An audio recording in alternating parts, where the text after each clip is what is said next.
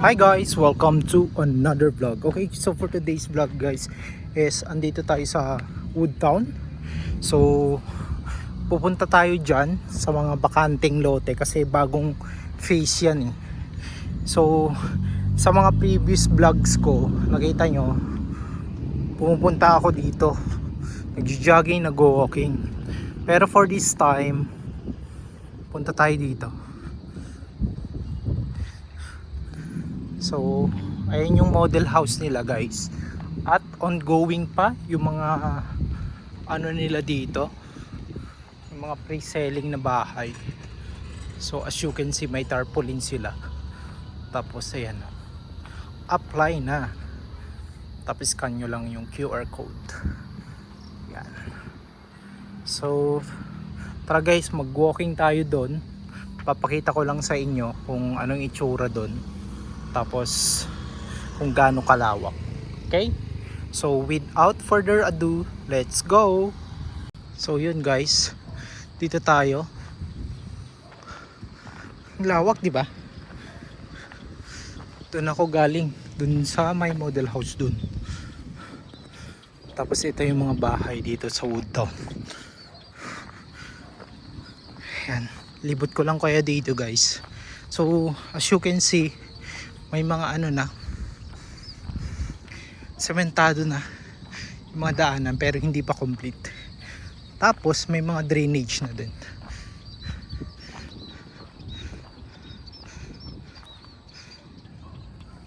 Yan.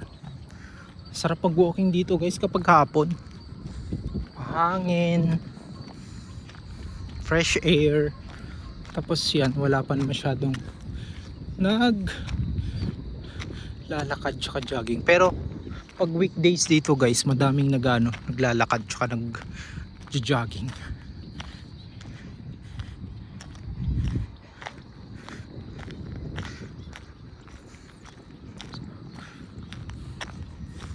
So madami-dami din na bahay na ilalagay dito. So kung naalala nyo yung previous vlog ko regarding sa landfill na itatayo, initially dito nila balak itayo yung landfill. Pumunta ako dito sa part na to eh, mapuno tsaka talahiban, pero hindi nagmaterialize yun, hindi natuloy.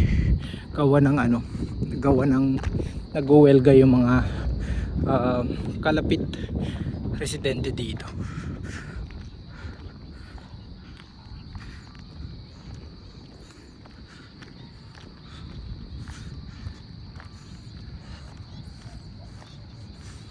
Tsaka dyan sa part na yan, yung mga may mapuno is na yan guys, FCIE na ata.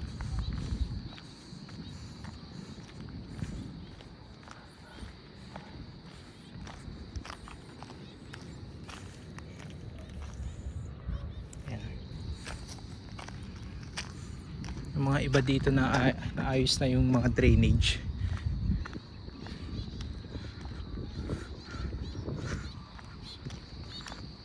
Tsaka may bahay pa dyan, oh.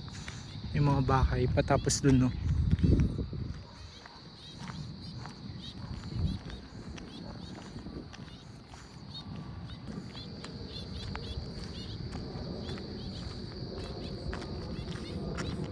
Lawak ng Woodtown, no?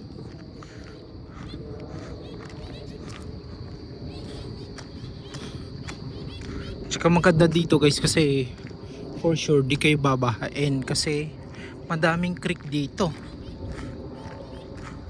Ito, drainage to. Tapos sa single bahay wala pa nakatayo. Ano to dati guys eh, parang mataas tong lugar na to, pero for the sake na tatayuan nila ng subdivision, pinatag na nila.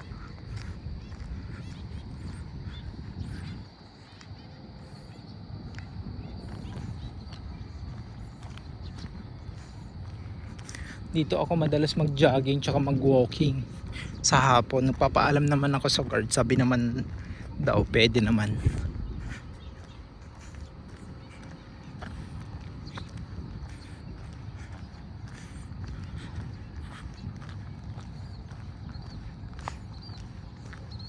Tsaka sa gabi, alam ko dito may mga, though wala pang street lights, pero may mga solar lights na dyan sa kanto-kanto.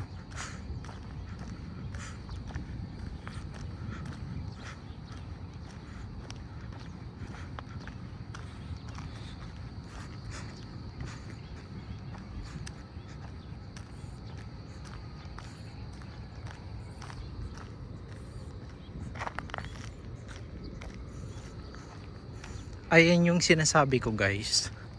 So may mga malalalim yung mga creek dito. Malalalim, mayroon ba mababaw na creek? So pakita ko lang sa inyo guys.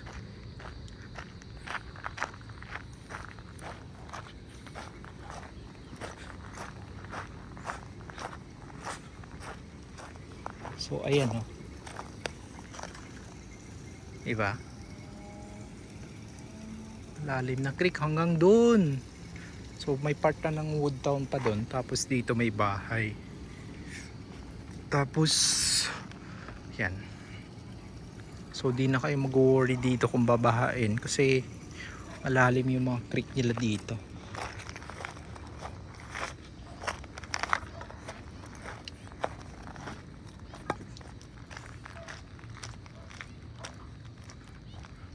Lawak no? As far as I remember, dito ako dating pumunta. Diyan ako sumulpot eh. Nagmotor ako dati. Kasi dati dito, di pa madadaanan kasi talahibam, puro puno. Pero yan no, pinatag na nila. Yan, di ko lang alam kung anong meron dyan.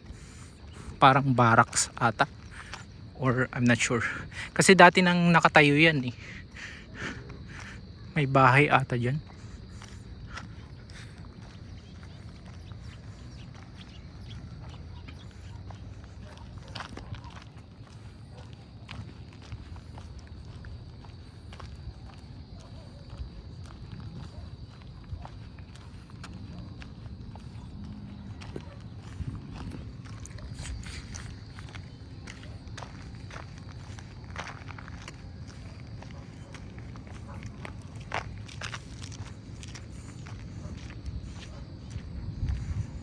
Yan. Hanggang dito lang yung kalsada. Di pa nila pinagpatuloy doon. Yan, may mga bahay dyan.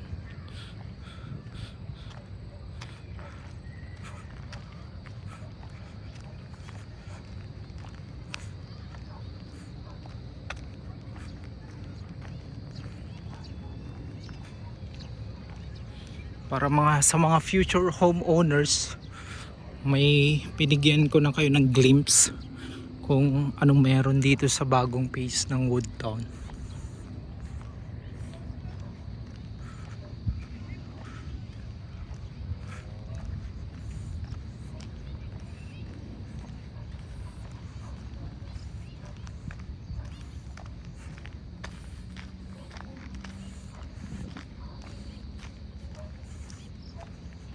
Taas oh.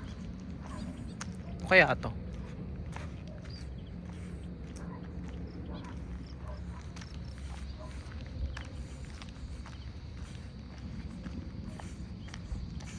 mga after 2 months siguro may natayo ng mga bahay dito, kung hindi maulan-ulan. Kasi yun yung bottleneck kapag papatayo sila ng bahay, kasi yung lupa malambot pa, hindi nila matatayuan ng bahay pa. Yan, dito pa sa part na to, sa Woodtown pa to. Lawak diba?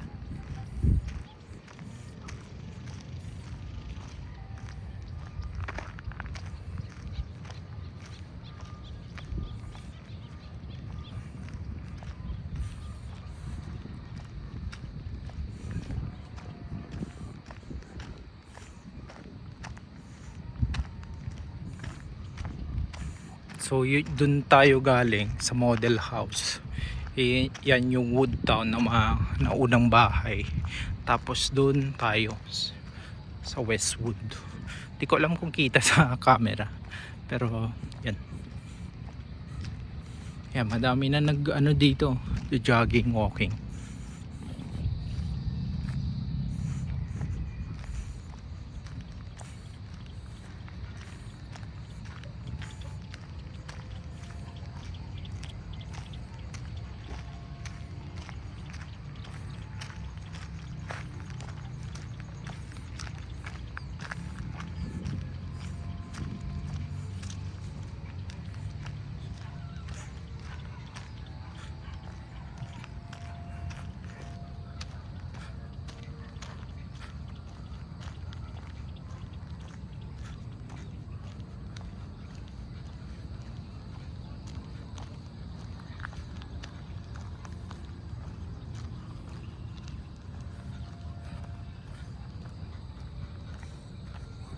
Nakakailang ikot din ako dito kapag ano jogging ako sa hapon.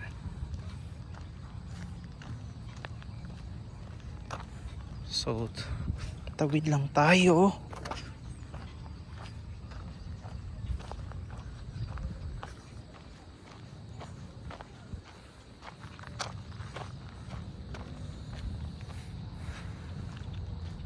Yan, dito guys may creek pa.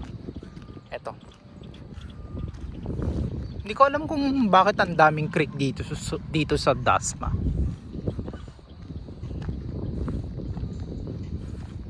Which is good, 'di ba? Para iwas baha. Tsaka mataas tong Dasma. Kumpara mo sa kasi malapit na tun sa Tagaytay Dasma Silang, tapos Tagaytay na. Tsaka malamig dito. I mean, may part naman na mainit pero kapag malamig kasi yung hangin tsaka lamig ng Tagaytay pumupunta pa dito sa Dasma.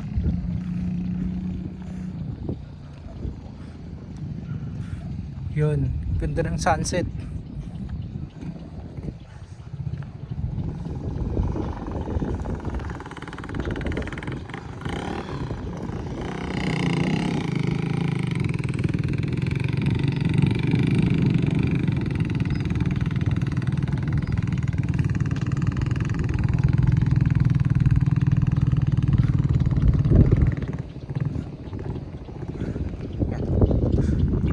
Pumasok kanina.